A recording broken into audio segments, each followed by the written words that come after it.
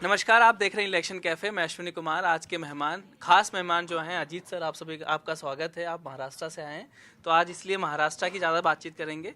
Sumit sir, Akhilesh sir, पुण्येंदु जी, बाबा, विचित sir और Mayank sir, आप सभी का स्वागत है। आज हमारा जो सर का परिचय अच्छा दे दीजिए ना, महाराष्ट्र से आए नहीं और क्या क्या करते हैं। हाँ सेफोलॉजी करते हैं सर सेफोलॉजी करते हैं और ग्राउंड पे हर राज्य में जब भी चुनाव होता है ग्राउंड पे जाके वो सर्वे भी करते हैं। वहाँ पे नब्ज डालने की कोशिश करते हैं कि कौन सा पार्टी के पक्ष में माहौल चल रहा है। और काफ़ी एक्सपीरियंस है सर के पास, कई इलेक्शंस इन्होंने किया और हमने विधानसभा लोकसभा चुनाव के दौरान भी बुलाया था सर को। सर, महाराष्ट्र में ये चर्चा इस बार है कि कौन सी पार्टी आगे है, क्योंकि लोकसभा चुनाव में तो एमवीए आगे था। तो लोग कह रहे हैं कि भाई महायुति ने क्या कवर अप किया है, कुछ लोग कह रहे हैं कि नहीं अभी भी थोड़ा सा एज है लेकिन एमवीए को एज है। आप जब ग्राउंड पे गए तो आपको क्या रीजन वाइज कोई चेंज दिखा या ओवरऑल महाराष्ट्र का माहौल? महाराष्ट्र को एक तरफ से पूरा एक स्टेट नहीं देखा जा सकता है। महाराष्ट्र एक तरफ विदर्भा है, कम से कम 6-7 रीजन्स हैं जो बटे हुए हैं। विदर्भा है, वेस्टर्न महाराष्ट्र है, मराठवाड़ा है, कोंकण और थाने वाला रीजन है, मुंबई का बॉम्बे वाला रीजन है, नॉर्थ महाराष्ट्र है। तो हर जगह के अलग अलग मुद्दे हैं और अलग अलग तरीके से चुनाव हो रहे हैं। जैसे अगर आप विदर्भा को पकड़ लीजिए तो विदर्भा में जो है वो कास्ट फैक्टर बहुत ज़्यादा काम करता है। पिछली बार जो है डीएमके चला था, जो लोकसभा का रिसेंट इलेक्शन हुआ था उसमें दलित, मुस्लिम और कुनवी जो है वो फैक्टर चला था, वो महाविकास आघाड़ी को फ़ायदा पहुंचाया था। लेकिन अब जो है कोर्स करेक्शन किया है भारतीय जनता पार्टी ने और वहाँ पे माधव फैक्टर जो है उसको यूज़ किया है। जो ओबीसी में जो धनगर हैं, बंजारी हैं, माली हैं, उनको मिला के, और शुरू से ओबीसी की राजनीति करती रही है भारतीय जनता पार्टी, तो ओबीसी को फिर से रिकलेक्ट करने की कोशिश किया है और कई जगहों पे कैंडिडेचर्स में भी चेंजेस लाया है। कैंडिडेचर अलग अलग दिए हैं, मैनेज भी किया है। जैसे उसने अजीत पवार एक जगह पे अनिल देशमुख लड़ते थे, अब उनके पुत्र लड़ रहे हैं चुनाव नागपुर के एक सीट पे। वहाँ पे जो है अनिल देशमुख नाम का ही एक दूसरा व्यक्ति को दिया गया है जो अजीत पवार गुट से लड़ रहे हैं चुनाव। तो वहाँ पे कोई कन्फ्यूज़न क्रिएट होगा, अगर उसका कन्फ्यूजन क्रिएट होता है तो अनिल देशमुख के पुत्र को नुकसान हो सकता है। इसी तरह जो है पिछली बार चंद्रशेखर बावनकुळे को जो है वो टिकट नहीं मिला था, वो तेली जाति से आते हैं, उनको टिकट दिया गया है। तो ये सब इस तरह की जो है वो कोर्स करेक्शन किया है और ओबीसी को फिर से उस साधने का प्रयास किया है। जो ओबीसी, जैसे कुनबी में भी बहुत सारे उपजातियां होती हैं, तो वो उपजातियों को कोशिश किया है कि अपने साथ लाएं, क्योंकि एग्रेशन के साथ पिछली बार जो है वो डीएमके जो फैक्टर था वो महाविकास आघाड़ी के लिए काम कर रहा था।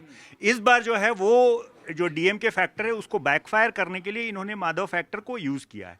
उसी तरह से वेस्टर्न महाराष्ट्र में जो है वो कई जगहों पे जो है वो खुद सेल्फ सपोर्टेज कर रहे हैं। जैसे वहाँ पे एक सांगली सीट थी, सांगली सीट पे जो है वो इंडिपेंडेंट जीत गया था पिछली बार और उस समय उवाटा का कैंडिडेट था वहाँ पे। तो कई जगह पे वहाँ पे कांग्रेस के जो पुराना जड़ रहा है, कांग्रेस बहुत मजबूत रही है वेस्टर्न महाराष्ट्र में और महाराष्ट्र में हर जगहों पे। तो बहुत सारे कैंडिडेट हैं जो चाहते थे, जो उनको टिकट नहीं मिला, तो वो लोग कहीं ना कहीं इंडिपेंडेंट खड़े हैं। तो उसका नुकसान कहीं ना कहीं जो है वो महाविकास आघाड़ी को होने के संकेत मिल रहे हैं। अब रहा बात आपको मुंबई वाले रीजन में, मुंबई वाले रीजन में भी मुस्लिम से मुस्लिम को लड़ा है। जैसे होता क्या था कि जहां मुस्लिम 60% से ज़्यादा होते थे वहां पे मुस्लिम, हालांकि मैं इस बात से सहमत नहीं हूं, मुसलमान एक तरफा देगा। जहां 60% से ज़्यादा है, अगर शिवाजी मानखुर्द की बात की जाए तो मेरा अभी टेक है कि वहाँ सपा जीत जाएगी। उसी तरह से दूसरी सीट है जो कम से कम 4-5 ऐसी सीटें हैं जहां मुसलमान बहुत बड़ा फैक्टर है, तो वो 4-5 सीटें फिर से जो है महाविकास आघाड़ी की तरफ जाने के संकेत मिल रहे हैं। अब ये देखना होगा आगे क्या होता है। वो सना मलिक वाली सीट, सना मलिक वाली वहाँ पे कांटे का टक्कर है, अब कुछ कहा नहीं जा सकता है। लेकिन वो क्या मैसेजिंग करते हैं, वो जो स्वरा भास्कर के हस्बैंड है वो मैसेजिंग कैसे करते हैं मुसलमानों के बीच में, वो सबसे ज़्यादा मायने रखेगा। ऐसा कुछ भी नहीं है, मुसलमान जो भी देंगे वो एक तरफा देंगे वोट, और एक तरफा देंगे तो वो जो है एक तरफ जाएगा, महाविकास आघाड़ी की तरफ जाएगा। तो ये तो संकेत साफ साफ मिल रहे हैं। अब रही बात, सपा आघाड़ी के साथ लड़ रही है कि अलग से लड़ रही है? आघाड़ी सपा के ने साथ कितने सपा कितने लड़ रही खड़े है। किए हैं?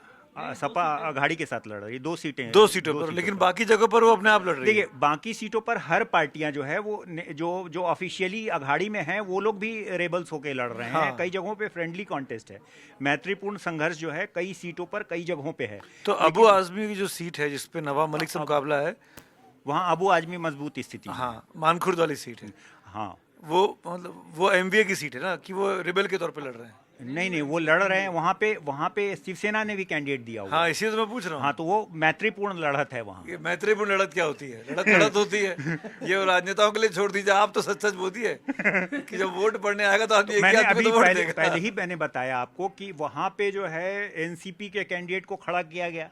एनसीपी अजीत पवार के, जो अजीत पवार जो है वो इस पे हैं, महायुति में है, और महाविकास अघाड़ी में जो है वो शरद चंद्र पवार हैं। तो जब अगर वो लड़ रहे हैं मैत्रीपूर्ण, तो कोई ना कोई उनका पीछे का वो है, फार्मूला है। जैसे मैंने आपको बताया कि वहाँ फार्मूला और फैक्टर बहुत चलता है, तो फार्मूला और फैक्टर हर जगह पे सीट टू सीट चल रहा है। अब रही बात की पिछले लोकसभा चुनाव में और अभी की बात कर रहे हैं, तो पिछले लोकसभा चुनाव में जो है वो लगभग जो है 8-9% का गैप था महाविकास अघाड़ी और महायुति में, आपको विदर्भ वाले इलाके में, और मराठवाड़ा में 15% का गैप था महाविकास अघाड़ी और महायुति में। तो ये दोनों गैप बहुत बड़ा है, तो कितना कोर्स करेक्शन करेंगे वो देखना होगा। अब रही बात की मुंबई की, तो मुंबई में सर एक मिनट सर, पहले वेस्टर्न महाराष्ट्र की बात करते हैं। 70 विधानसभा सीट है वहाँ, सबसे बड़ा इलाका है ना। 70 विधानसभा सीट है, और पिछले बार एनसीपी कंबाइन को 27, कांग्रेस को 12, बीजेपी को 20 और शिवसेना को 5 मिले थे, जबकि लोकसभा में से 12 में से 8 सीट जो है अघाड़ी जीती है। आपको लगता है ये चेंज हो रहा है? नहीं, एक बार फिर से वेस्टर्न महाराष्ट्र में, पश्चिमी महाराष्ट्र में सब ज्यादा 70 विधानसभा की सीटें हैं। और अब जो पिछली बार आंकड़ा था वहाँ पे एनसीपी काफी मजबूत थी, मतलब एकजुट जो एनसीपी थी उस 27 सीटें थी उनकी विधानसभा में। लेकिन लोकसभा में फिर से 12 में से 8 सीट अघाड़ी ने जीती थी। आपका कहना है कि अब ये चेंज हो सकता है? देखिए हर जगहों पे जो लोकसभा के रिजल्ट्स आए थे और जो पिछले विधानसभा के रिजल्ट्स आए थे, उसमें बहुत बड़ा ड्रामेटिक चेंज होगा। लोकसभा चुनाव का भी जो रिजल्ट, जैसे लोकसभा में जो है अघाड़ी 157 सीट उस पर लीड की थी, और 120 के आसपास जो है 127, और अगर उसको अपक्ष को, इंडिपेंडेंट को मिला देते हैं अगर, तो वो 160 के आसपास सीट वो की थी, लीड की थी। लेकिन उस तरह का डायनेमिक्स नहीं है। जैसे अब 40,000 वोटों से विदर्भा में जो है जिस सीट पर मुनगंटीवार लड़ रहे हैं उस सीट पर लीड किया था, लेकिन अभी जो है उनकी स्थिति अच्छी है। तो वो हर सीटों पर डायनेमिक्स चेंज होगा, जो जैसे छोटे छोटे। अब एक बताता हूँ मैं, नासिक का एक एग्जांपल देता हूँ। नासिक सेंट्रल की एक सीट है। नासिक सेंट्रल सीट पर जो है वो कांग्रेस की परंपरागत सीट रही थी, कांग्रेस 1-2 बार लीड भी की है, और वहाँ पे मुसलमान और दलित अच्छी संख्या में हैं। लगभग अगर उन दोनों को कंसोलिडेट करें तो लगभग 1 लाख के आसपास हैं, और वो कंसोलिडेटेड वोट मिला था, और बहुत स्लिम मार्जिन से जो है वो शिवसेना शिंदे गुट जो है वो ट्रेल कर गई थी। और अभी जो है वहाँ पे उवाटा का कैंडिडेट है और शिंदे का कैंडिडेट है। अब वो जो दलित और मुसलमान वोटर्स है वो कंसोलिडेट होकर वोट करेगा कि नहीं करेगा। और तो यही वजह है कि एकनाथ शिंदे साहब बोलते हैं कि मैं बटेंगे कटे में विश्वास नहीं रखता हूँ। देखिए कोई भी बटेंगे कटेंगे में विश्वास नहीं रखता है। एक मैसेजिंग देने का तरीका है कि वो जो कोर हिंदुत्व वोटर्स हैं उसको कैसे टैप किया जाए। लेकिन महाराष्ट्र में हमेशा से कई जो है सामाजिक आंदोलन होते रहे हैं, और उसकी वजह से जो है मुझे नहीं लगता है कि ये बटोंगे कटोंगे वाला जो है वो उत्तर प्रदेश में बहुत ज़्यादा अच्छा करेगा, या हो सकता है कि झारखंड में बहुत अच्छा करे, लेकिन हर जगहों पे ऐसा नहीं लग रहा है मुझे कि वो बहुत अच्छा प्ले आउट करेगा। मराठवाड़ा की बात करते हैं। मराठवाड़ा बोलिए।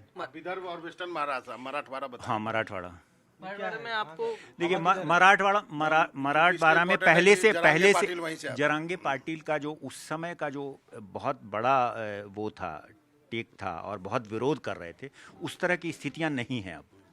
लेकिन वहाँ पे जो अगर इलेक्टोरल पॉइंट ऑफ व्यू से देखें, परसेंटेज के पॉइंट ऑफ व्यू से देखें, फर्स्ट हैंड डेटा देखें जो रिसेंट इलेक्शंस होता है उसका, तो फर्स्ट इलेक्शन जो हुआ है, जो तुरंत का जो डेटा है, उसमें 15% का सबसे सर्वाधिक गैप है। और वहाँ पे जो है किसानों के प्रति लोग बहुत ज़्यादा आत्महत्या करते हैं, और जो है वो फार्मर डिस्ट्रेस बहुत ज़्यादा है। तो वो देखना पड़ेगा वहाँ पे कि क्या होता है। कांटे की टक्कर है, वहाँ पे भी कोर्स करेक्शन किया है भारतीय जनता पार्टी और महायुति ने। तो वहाँ पे ओबीसी वर्सेज मराठा पिछली बार हुआ था, अब वो क्या होता है वो देखना पड़ेगा। वो स्पष्ट रूप से अभी कहा नहीं जा सकता इतना जल्दी कि मैं क्या एक सीधा साधा पत्रकार वाला सवाल पूछ लेता हूँ आपसे, ये किसका आदमी है? शरद पवार साहब का आदमी है? ये किसका आदमी है? इसके चुनाव न लड़ने से किसको फायदा? एकदम सीधा सा सवाल है। इसके चुनाव नहीं लड़ने से फायदा तो महाविकास आघाड़ी को होगा। अगर ये चुनाव लड़ता तो हो सकता है कि लगता कि कुछ सेटिंग हो, लेकिन ये कुछ इसका जो इंटेंसिटी है, इसका जो एग्रेशन है वो कम हुआ है। लेकिन जब इसके अपोजिट में भी तो वोट पड़ेगा ना सर। मराठा एक तरफ जाएगा तो ओबीसी दूसरी तरफ जाएगा। ओबीसी तो है ही core voter. Bharatiya Janata party ने जब री इन्वेंट किया अपने आप को तो ओबीसी उसके कोर वोटर बने। जब 2014 में बहुत लंबे, भारतीय जनता पार्टी उतनी बड़ी पार्टी कभी नहीं रही, वो जूनियर प्लेयर होती थी शिवसेना की। तो उसके आने से जो है उसका मुझे ये लगता है कि उस कहीं ना कहीं महाविकास आघाड़ी को ही आंशिक रूप से लाभ होगा। चलिए नॉर्थ महाराष्ट्र में पिछला जो रिजल्ट था वो पॉइंट पर डिफरेंसेस था, 45 और 44 था, पॉइंट में डिफरेंसेस था। और वहाँ कास्ट फैक्टर बहुत ज़्यादा चलता है। और वहाँ पे सुनिए, वहाँ पे जो है मुसलमान भी अच्छी अच्छा, नहीं ऐसा नहीं। जो एक असेंबली है वहाँ पे है, तो वो एक जो असेंबली था, एक लोकसभा था, वो एक असेंबली की वजह से जीत गए थे। तो कंसोलिडेटेड है। देखिए यूनिफॉर्मिटी में नहीं है। अगर यूनिफॉर्मिटी में होता तो उसका फायदा होता, लेकिन वो जो है वो यूनिफॉर्मिटी में नहीं है। बाय एंड लार्ज जो है नॉर्थ में कांटे की टक्कर है, लेकिन थोड़ा महायुति आगे है। ये धुले, नंदुरबार, जलगांव, नासिक थोड़ा आंशिक रूप से आंशिक।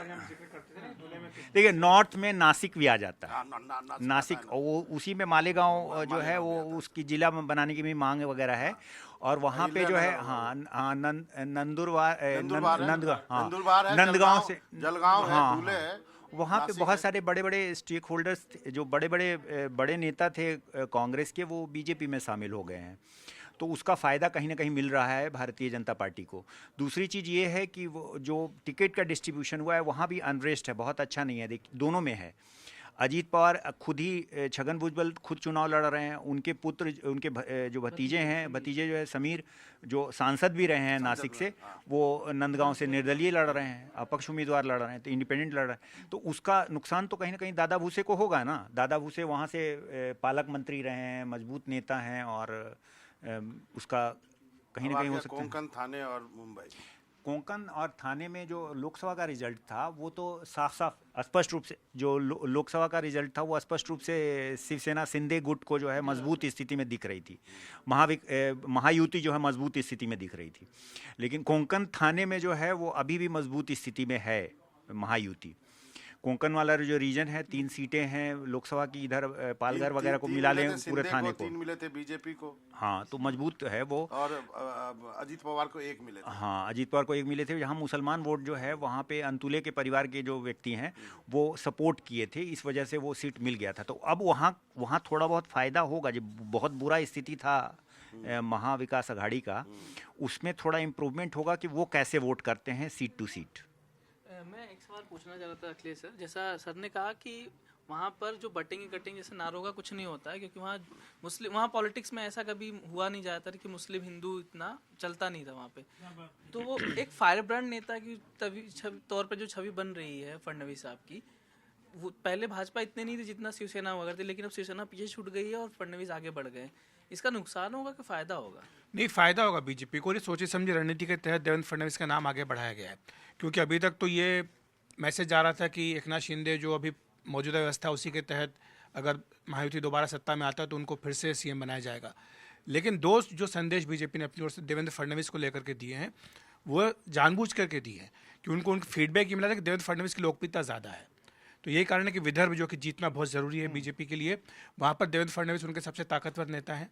तो वो चाहते हैं कि देवेंद्र फडणवीस का नाम वहाँ पर पुरजोर तरीके से आगे बढ़ाया जाए, और यही कारण है कि वो बीजेपी ने उसको किया। हालांकि इसमें मनोज जरांगे पाटिल वाला फैक्टर है जिसका कि जिक्र अजीत जी भी कह रहे थे, क्योंकि मनोज जरांगे पाटिल ने खुल के किसी का समर्थन या विरोध तो नहीं किया है, लेकिन देवेंद्र फडणवीस को लेकर के सबसे ज़्यादा वो कटुता उनके मन में है, और कड़वाहट भी ये कहते भी हैं कि देवेंद्र फडणवीस के कारण ही मराठाओं को आरक्षण नहीं मिल पा रहा है। तो बीजेपी उसको लेकर थोड़ी सी शुरुआत में वो थी, लेकिन जब जरांगे पाटिल को लेकर के स्पष्टता हो गई कि वो किसी के साथ नहीं जा रहे हैं, एक तरह से वो कह रहे हैं कि हम किसी का समर्थन नहीं कर रहे हैं, तो फिर बीजेपी ने देवेंद्र फडणवीस को लेकर के आगे पूरी तरह से अपने को आगे कर दिया है।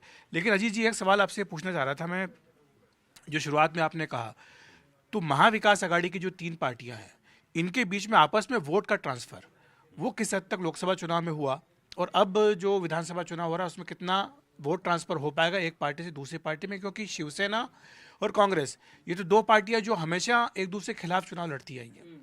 और अगर हम पुराने अरेंजमेंट की बात करें, बीजेपी का जो शिवसेना के साथ अरेंजमेंट था, उसमें तो शिवसेना जो है वो बड़े भाई के तौर पर थी काफ़ी साल तक। हालांकि बाद में 2014 में बीजेपी ने ज़्यादा सीटों पे चुनाव लड़ा, लेकिन उससे पहले तो शिवसेना विधानसभा में ज़्यादा सीटें लड़ती थी, अलग अलग लड़े थे, ज़्यादा सीटें जीती थी। तो ये इसमें आपसे समझना चाहते हैं इसका क्या है? कोई भी अलायंस होता है, अगर दो पार्टियों का अलायंस होता है या 2 से 1 आध छोटी या पार्टी होती है तो अरेंज वो बहुत आसानी से हो जाता है। लेकिन अब 3 पार्टियों का, 4 पार्टियों का, 5 पार्टियों का अगर अलायंस होता है तो वो कठिन होता है, और वो वहाँ पे जो है संतुलन, समन्वय और आपसी जो है एक सम्मान की भावना बहुत ज़रूरी होती है। दोनों अघाड़ियों में देखा गया, महायुति में भी देखा गया, चाहे आंशिक रूप से देखा गया हो या बड़े पैमाने पर देखा गया हो, दोनों अघाड़ियों में जो है वो अभाव रहा है इसका। हालांकि भारतीय जनता पार्टी के पास पावर है, सेंट्रल में पावर है और स्टेट में भी पावर है। इसकी वजह से जो छोटे छोटे प्लेयर्स थे, जो रेबल्स थे, उनको कंट्रोल करने में वो ज़्यादा जो है वो कंफर्ट में रहे, जबकि जो महाविकास अघाड़ी है वो कंट्रोल नहीं कर पाई। लेकिन अब ये देखना होगा कि ग्राउंड पे जो है वो वोट को ट्रांसलेट कर पाते हैं कि नहीं, क्योंकि लोकसभा चुनाव में जो है वो अगर हम अलग अलग क्षेत्रवार देखते हैं चीज़ों को, तो वहाँ पे जहाँ पे बड़ा लीड है वहाँ पे बहुत ज़्यादा मैनेज नहीं किया जा सकता। कहीं ना कहीं 2-4% से भी आगे रहेंगे तो 2-4-5 सीट से आगे रहेंगे, और चुनाव में थोड़ा लोकलाइज मुद्दा भी होगा। और कुछ लोग जो है, जैसे वहाँ पे कई परिवारवाद तो वहाँ पे है ही, छोटे स्तर पे परिवारवाद में भी लोग जो है अलग अलग पार्टियों से लड़ रहे हैं। जैसे खड़से की जो बहू थी वो जो है वो सांसद है भारतीय जनता पार्टी से, जबकि खड़से की बेटी जो है, एकनाथ खड़से की बेटी, वो लड़ रही हैं चुनाव एनसीपी शरद पवार गुट से। तो हर जगहों पे जो है वो तो उनके लिए प्रचार करेंगे ही खड़से, हालांकि लोकसभा में उन्होंने प्रचार किया था वो उसके लिए। तो हर जगहों पे अलग अलग जो बड़े पॉलिटिशियंस हैं, जो कद्दावार नेता हैं और जाति विशेष के नेता हैं, वो हर जगह पे अपना पाला बदल रहे हैं, इधर उधर हो रहे हैं। तो उसको बड़े गहराई से गौर से देखना होगा। वो बड़ा ही एक कॉम्प्लिकेटेड नहीं, ये सवाल इसलिए भी था क्योंकि जो लोकसभा चुनाव हुआ, हाँ। इसमें ये कहा गया, बीजेपी का अपना आकलन था, बाद में बात कई लोगों ने कही भी कि अजीत पवार के साथ जो अलायंस किया उसका नुकसान इनको हुआ, क्योंकि अजीत पवार के साथ टक्कर रही है हमेशा बीजेपी शिवसेना की। हमेशा सामने शरद पवार जब रहे हैं तो हर जगह सामने सामने का मुकाबला होता था, तो लोगों ने ये पसंद नहीं किया। स्पेशली कार्यकर्ता जो बीजेपी के थे वो इस बात के लिए सहज महसूस नहीं करते कि हमें अजीत पवार के लिए वोट। देखिए, जो एनसीपी के वोटर्स हैं और चाहे जो कांग्रेस के वोटर हैं, वो सो कॉल्ड एक कांग्रेस के ही वोटर्स हैं, चाहे वो एनसीपी के हों चाहे कांग्रेस के हो। वो पिछले 40 वर्षों से एक दूसरे से लड़ रहे हैं, और जो शिवसेना के वोटर्स हैं और जो बीजेपी के वोटर्स हैं वो एक ही वोटर्स हैं। अब उसमें जो है एक तरह का स्प्लिट हुआ है दोनों पार्टियों में। तो जो वोटर्स, जो कोर विरोधी वोटर्स है ग्राउंड पर, वो ट्रांसफर ही नहीं होगा ना। जैसे मुस्लिम वोट है, एक पॉकेट्स में एक जगह पे टटकरे के सीट पे ट्रांसफर हुआ, और कहीं पे भी ट्रांसफर नहीं हुआ, और कहीं पे भी नहीं देखा गया कि वो वोट ट्रांसफर हुआ। नासिक में नहीं ट्रांसफर हुआ, आप कई जगहों पे देख लीजिए। तो उनको महज बहुत कम, सबसे कम परसेंटेज भी आया है, स्ट्राइक रेट भी उनका बहुत कमजोर था, हालांकि सीट भी बहुत कम लड़ रहे थे। हुआ क्या है कि आइडियोलॉजिकल चुनाव होता है लोकसभा का चुनाव। अभी कोई कैंडिडेट नहीं है चीफ मिनिस्टर का, तो कोई आइडियोलॉजी नहीं है यहाँ पे, सब आइडियोलॉजी कंप्रोमाइज़ हो गया है। तो ये हो गया कास्ट पर चुनाव चला गया है, कास्ट पे चुनाव चला गया है, वहाँ पे उस असेंबली लेवल पे चुनाव चला गया है, लोकल मुद्दों पर चुनाव चला गया है। और कितना कोर्स करेक्शन कर रही है भारतीय जनता पार्टी इस पे, क्योंकि भारतीय जनता पार्टी का जो लाडकी बहना योजना है वो बहुत ज़्यादा पेनिट्रेट किया है लोगों में। मैं एक ड्राइवर था, तो नासिक से मैं मुंबई आ रहा था कार से, तो मैंने उनसे पूछा कि भाई आपको योजना, बोला कि मेरी वाइफ को भी मिला है, मुझे भी मिला है, फ़ायदा हुआ है मुझे उसको कोई योजना का, और वो बहुत अच्छी योजना है, बहुत बड़ाई भी किया। मैंने बोला कि वोट किसको दोगे, तो बोला कि वोट मैं महाविकास अघाड़ी को दूंगा। क्यों? मैं दूंगा, मेरा स्टिक है, उससे ही मेरा वो है। बहुत ज़्यादा सवाल क्या किया जा सकता है, तो मिला सबको है, ठीक है। दूसरी चीज़ है मुझे ये बहुत ज़्यादा ये नहीं लगता है लाड़की बहना जो है मास्टर स्ट्रोक की तरह कार्य करेगा कंपैरेटिव टू मध्य प्रदेश और कंपैरेटिव टू झारखंड, क्योंकि जो अर्बन पॉकेट्स हैं वो ज़्यादा हैं महाराष्ट्र में। महाराष्ट्र में जो है वो लोग 1,500, 2,000 रुपये का दारू पी जाते हैं बार में जाके। अर्बन पॉकेट्स में देखिएगा तो जो शराब बहुत हर जगह मिलती है। हाँ, तो वो 1,500 रुपया मिल रहा है, तो वो बहुत ज़्यादा कितना पेनेट्रेशन होगा उसका, वो तो रिजल्ट आएगा 23 तारीख को तब देखा जाएगा। लेकिन पैसा तो उनको मिल रहा है ना, महिलाओं को मिल रहा है ना, महिलाओं को मिल रहा है। यही तो मुद्दा बन रहा है कि महिलाओं के हाथ में पैसा मिलता है तो वो पति को नहीं देती ताकि वो दारू ना पी ले। यही तो खासियत है इस योजना की, यही तो फायदा हो रहा है। महिला अपने आप को एम्पावर्ड क्यों महसूस करी, क्योंकि वो जो पति पहले पैसे लेकर के दारू पी लिया करता था, अब तो महिला के सीधे अकाउंट में आता है, तो कंट्रोल तो चाबी तो महिला के हाथ में है ना। अब ये तो 23 तारीख को, हाँ। जो बात आप कह रहे हैं ना, टैक्सी वाला एग्जांपल देखे, जो मैं सुना, जो मैं समझा, आधा ग्लास भरा हुआ, वो ये देखा कि उसने तारीफ की कि पैसा मिला, तारीफ की, है ना, उसकी आइडियोलॉजी वो होगी, भले वो वोट ना दे। तो ये एक एग्जांपल हो सकता है कि जिसमें वो पैसा मिला लेकिन वोट नहीं देगा। अगर ये पैसा वाकई में जितने लोगों को टारगेट करके दिया गया है, उनमें से अगर 50% भी जो उस तरफ थे, जो युति की आगाड़ी की तरफ थे, और वो 50 की बात कर रहा हूँ, वही तो आपने 100% की बात कर दी कि एक था, एक ने कहा कि मैं नहीं दूंगा। मैं तो 50 का स्कोप दे रहा हूँ कि 50 भी अगर बदल गए तो चुनाव बदल जाएगा। मैं वही कह रहा हूँ कि ये जो लाडली बहना वाली योजना है, ये महिलाओं के हाथ में पैसा जाना और 4 किश्त पहुँच जाना, ये बहुत बड़ी बात है। मध्य प्रदेश ने यही चुनाव बदल दिया था। मध्य प्रदेश में जो है कंपैरेटिव टू महाराष्ट्र जो है वो संगठन बहुत मजबूत है, गुजरात से भी ज़्यादा मजबूत है भारतीय जनता पार्टी का। बीजेपी ना, भारतीय जनता पार्टी तो बहुत मजबूत संगठन है। तो संगठन ये आप कह रहे हैं महाराष्ट्र में एक फैक्टर डिटरमाइन नहीं करता है इलेक्शन को। नहीं, आप कह रहे हैं महाराष्ट्र में बीजेपी मजबूत नहीं है? नहीं, बीजेपी कंपैरेटिव मैं बोल रहा हूँ, मैं इसलिए कह रहा हूँ कि यहाँ तो संघ परिवार है सर, और अब क्या परिवार साथ है। ये लोकसभा का चुनाव नहीं है जहां पर आपने ये कह दिया कि हमको जरूरत नहीं, हम खुद चुनाव लड़ लेते हैं। बीजेपी अध्यक्ष ने कह दिया कि हमको संघ की जरूरत नहीं, हम चुनाव लड़ लेते हैं। उसका असर दिखा, 200-300 से घट के 240 पे आ गए। यहाँ पे तो अब बीते 1-1.5 महीने का अगर आप बीजेपी के हलकों की खबरें पढ़ें और उसको फॉलो करें तो बहुत तेजी से कोर्स करेक्शन संघ के लेवल पर हुआ है बीजेपी की अंदरूनी इनफाइट्स को खत्म करने के लिए। संघ के साथ मुलाकातों का दौर बढ़ा। यूपी की एग्जाम्पल ले लीजिए आप, यूपी में जो 9 सीटों पर बाई इलेक्शन हो रहे हैं, मैं थोड़ा सा डाइवर्स कर रहा हूँ, उसमें भी संघ का रोल रहा। उसमें भी जो लग रहा था कि योगी हटाए जाएंगे इन चुनाव के पहले ही, पर योगी बने हुए हैं। और योगी मुझे लगता है कि 9 में से 7-8 सीटें जीत लेंगे तो वो परमानेंट हो जाएगा उनका कि 5 साल पूरे करने वाले हैं। नहीं, तो ये संघ ने जो तो कोर्स करेक्शन किया है विदर्भ, क्योंकि नागपुर में संघ का मुख्यालय है, ज्यादा लोग वहां से आते हैं। देखिए, नागपुर में मुख्यालय जरूर है, लेकिन आप पूरा इलेक्टोरल हिस्ट्री उठा के देखिएगा। मैं नागपुर सीट की बात नहीं कर रहा हूँ, आप स्पेसिफिक पे जा रहे हैं, मैं जनरलाइज बात कर रहा हूँ कि बीजेपी का संगठन क्यों, शिवसेना क्यों नाराज हुई, उद्धव ठाकरे क्यों बीजेपी से अलग हुए, बताइए। बीजेपी बंद कमरे में क्या हुआ था भाई? क्योंकि उस वक्त में शिवसेना के साथ संघ भी नहीं खड़ा था। आज की तारीख में उद्धव ठाकरे के साथ हमदर्दी होगी संघ की। अगर आज मान लीजिए कि त्रिशंकु विधानसभा आती है 23 नवंबर को, तो हम लोग यहाँ चर्चा कर चुके हैं कई दौर की, कई बार में मेरे ख्याल से सबकी ये राय है कि अगर उद्धव ठाकरे बीजेपी सीएम बनाने को मान जाए तो उद्धव ठाकरे वापस इस तरफ आ सकते हैं। यहाँ पे ये जनता की जनमानस की राय है। सब क्या ऐसा आपने सुना वहाँ पे कुछ?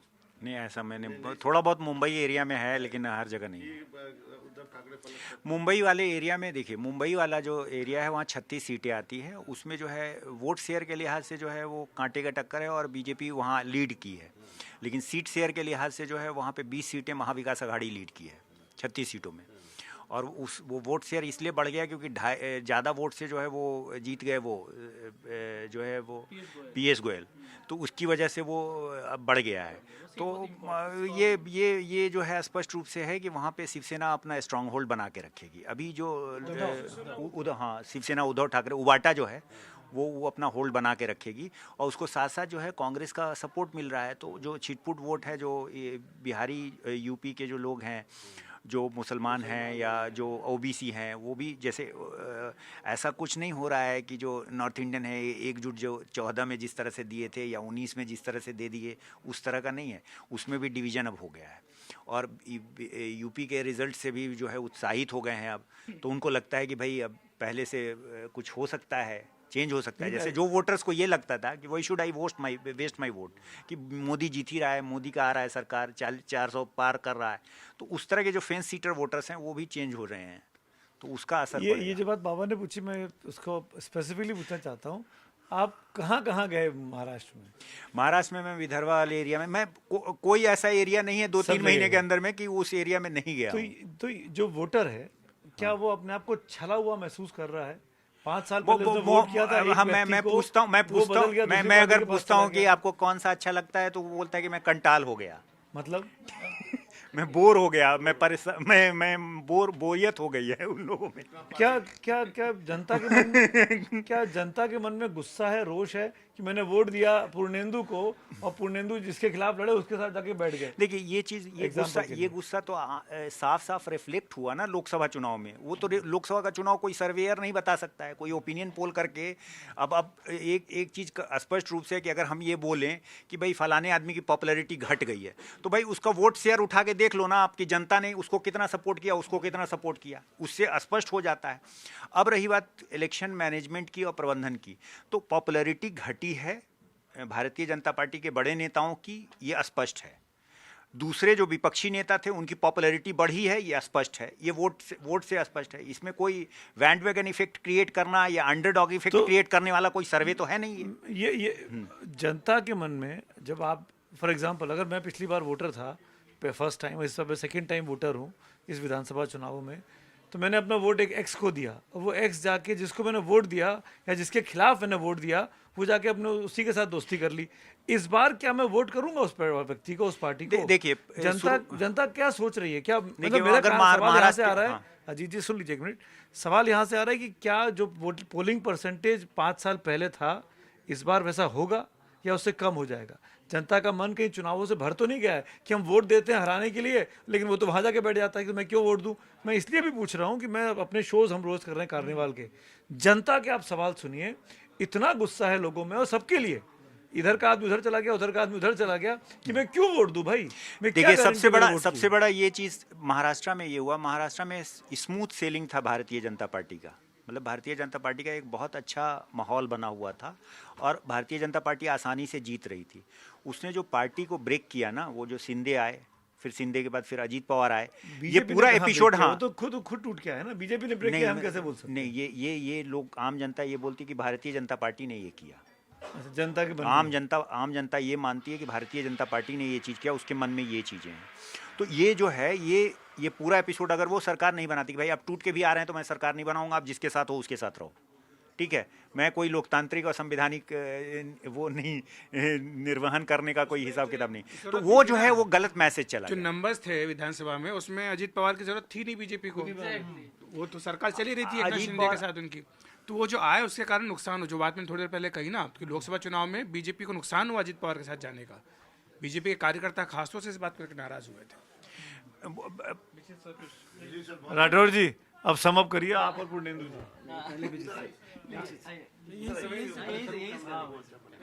बन जाएगा ये। मैं भी कुछ सवाल पूछ लूँ? सर एक सवाल ये है कि लोकसभा चुनाव जिस तरह से हुआ, हरियाणा में जिस तरह से गेम चेंज हो गया, वहाँ पर भी बहुत 0.6% में ही खेल हो गया। कांग्रेस हार रही थी, कांग्रेस जीत रही थी लोगों के इम्प्रेशन में, और एग्जिट पोल में नतीजे आए तो कांग्रेस हार गई।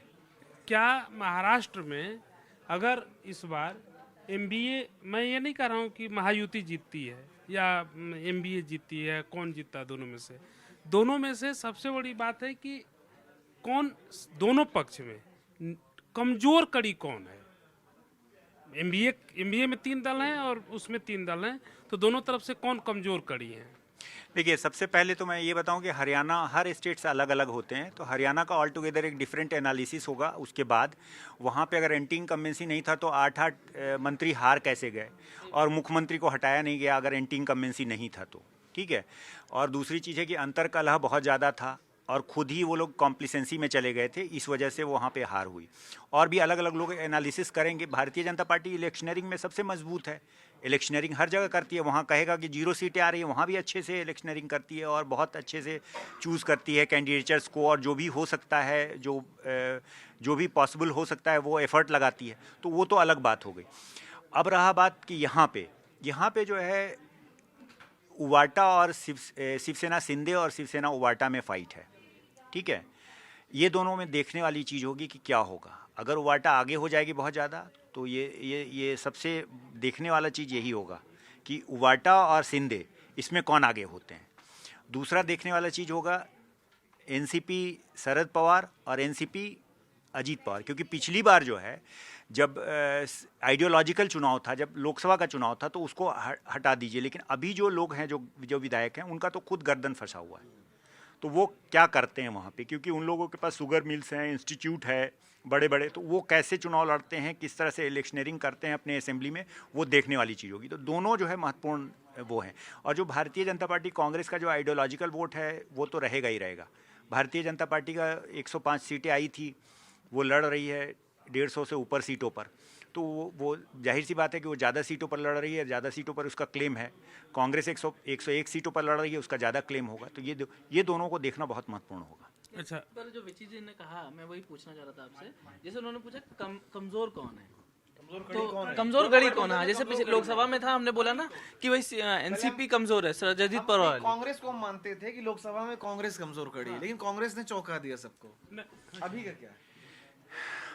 देखिए, अभी जो है वो तो देखना होगा आगे कैसे क्या होता है, इलेक्शन आगे कैसे चढ़ता है, कि कमज़ोर कड़ी एक बार एक साथ में कुछ कहा नहीं जा सकता है। लेकिन उबाटा और जो शिंदे का है, वो दोनों को देखना पड़ेगा कि उनमें किसका वोट ट्रांसफ़र कहाँ होता है, क्योंकि वो लोग बड़ी संख्या में जो है वो मुंबई वाला जो एरिया है, जहाँ पे नॉर्थ इंडियन हैं, गुजराती हैं, होटेलियर्स, सेट्टी हैं, साउथ इंडियंस हैं, लघु भारत कहा जाता है वो मुंबई को।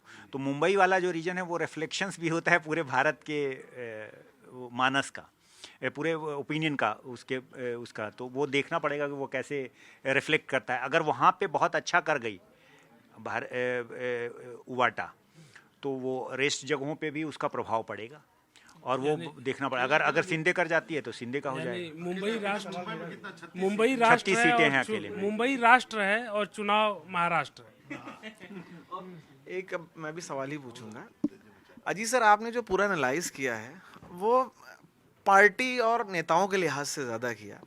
मेरी दिलचस्पी ये है कि घूमते हुए और लोगों से बातचीत करते हुए, और मैं जानता हूँ कि आप बहुत लोगों से बातचीत करना पसंद करते हैं, तो जनता की तरफ से चुनाव में क्या है? जनता, क्योंकि वो तो आप जो बता रहे हो वो कि इलेक्शनरिंग और मैनेजमेंट और वो कैसे वो उसका कोर वोटर और ये तो हाँ, कंटाल नहीं, लेकिन नहीं, जैसे कभी होने लगता है ना कि जनता चुनाव लड़ रही है, इसमें अब कुछ बचा नहीं है। तो क्या महाराष्ट्र में क्या नेता ही चुनाव लड़ रहे हैं, जनता कुछ नहीं लड़ रही है? मतलब रिजल्ट नेता तय करेंगे, जनता नहीं तय करेगी? जनता तय करेगी। जनता, देखिए, जनता तो अभी आपका लोकसभा का रिजल्ट आया है 6 महीने पहले, तो उसके डिविजन्स को बहुत अच्छे से गौर से देखिए, हर जगह पे आपको समझ में आ जाएगा कि क्या जनता चाह रही है। दूसरी चीज़ है, 6 महीने में बहुत बड़ा चेंजेस नहीं आता है। मैनेजमेंट का ये इलेक्शन हो गया है, क्योंकि कोर्स करेक्शन बहुत ज़्यादा किया गया है। तो ये इलेक्शन में जनता जो है, मैनेजमेंट जीतेगा या जनता जीतेगी? होता है उदासीन जनता, एक बहुत बड़े संख्या में बहुत जनता उदासीन है। लोग जो पार्टी इतना सारा चेंज किए ना, कि लोगों का जो है वो एक जो विश्वास है वो कहीं ना कहीं बहुत सारी सीटों पर लोग खोए हैं। तो जो बात सुमित कह रहे थे वो सही बात है कि वोट आपको दिए, आप चले जाते हैं, हैं, उसमें वो चला जा रहा है, उसमें एक चीज पता नहीं चल रहा है। अगर आप बता सकें तो एक चीज बता। आपने थोड़ा इशारा भी किया उसका, आपने कहा कि शिंदे सेना और उद्धव सेना, इन दो में जो बाजी मारेगा उधर है मामला। तो थोड़ा इशारा करिए, आपको क्या लगता है? आप तो मुंबई तो बड़ा पसंद है आपको शहर, उधर से क्या पता करके आए? नहीं, मैं साफ साफ बता दूं कि जो है वो दोनों लोग ज़्यादा सीटों पर लड़ रहे हैं, अच्छी खासी संख्या में लड़ रहे हैं। सबसे बड़ी चीज़ ये है कि